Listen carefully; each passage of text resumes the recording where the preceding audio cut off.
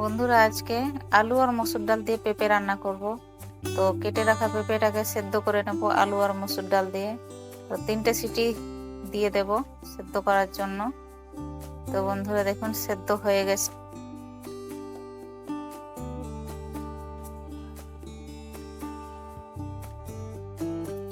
এরপর কড়াই চাপিয়ে রান্না করে নেব। প্রথমে সর্ষের তেলে শুকনো লঙ্কা এবং তেজপাতা ফোড়ন দিয়ে দেব।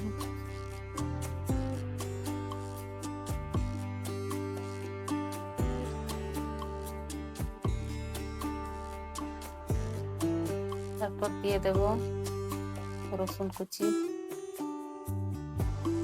কুচির কাঁচা গন্ধ চলে গেছে। এরপর দিয়ে দেবো আদা কুচি।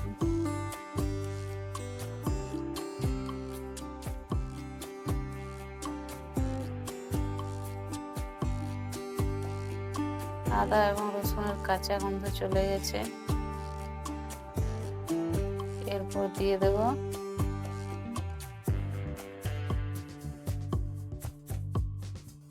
কেটে রাখা পেঁয়াজ কুচি।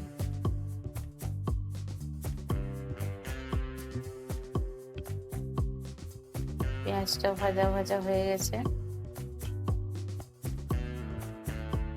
এরপর দিয়ে দেব লঙ্কা গুঁড়ো, জিরে গুঁড়ো, ধনে গুঁড়ো।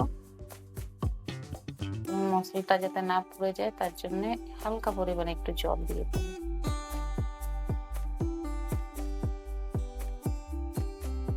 মশলা কষা হয়ে গেছে।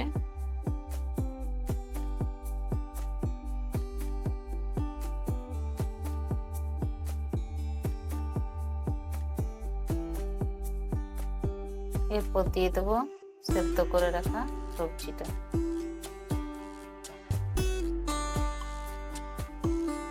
বন্ধুরা, আমি পেঁপের মধ্যে আলু সেদ্ধ করতে দিয়েছিলাম, এটা আলু মাখা বানানোর জন্য, তাই আলুটা তুলে নিলাম।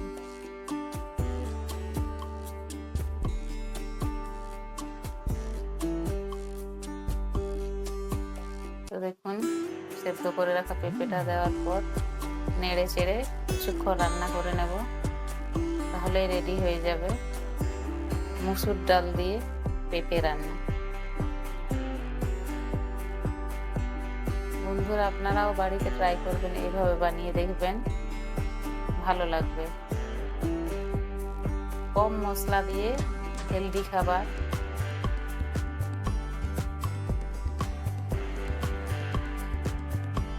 ধন্যবাদ।